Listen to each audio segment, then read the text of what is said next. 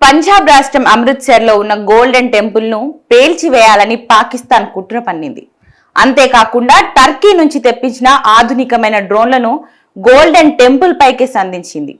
ఈ టెంపుల్ విధ్వంసం చేయడం ద్వారా భారత్లో రెండు వర్గాల మధ్య చిచ్చు రేపడానికి పాకిస్తాన్ విఫలయత్నం చేసింది.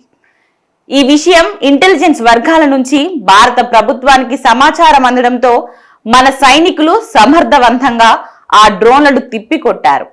ఇంటెలిజెన్స్ నుంచి అందిన సమాచారం ప్రకారం గోల్డెన్ టెంపుల్ వంటి మతపరమైన ప్రదేశాలతో సహా భారత పౌరులు సైనిక స్థావరాలను పాక్ లక్ష్యం చేసుకుంటుందని భారత సైన్యం ఊహించింది.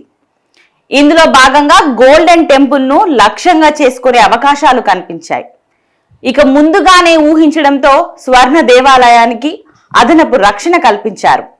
మే 8న తెల్లవారుజామున గోల్డెన్ టెంపుల్ లక్ష్యంగా పాక్ డ్రోన్లు దీర్ఘశ్రేణి క్షిపణులు ప్రయోగించింది.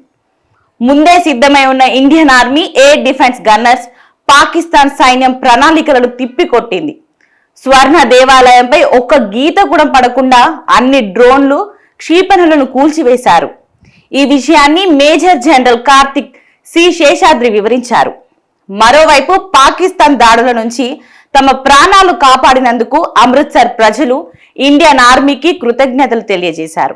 ఇక భారత సాయుధ దళాలతో భుజం కలిపి నిలబడతామని తెలిపారు. గోల్డెన్ టెంపుల్ సహా సరిహద్దు ప్రాంతాల్లోని మతపరమైన ప్రదేశాలను రక్షించడానికి సైన్యం అన్ని ప్రయత్నాలు చేసిందని కొనియాడారు.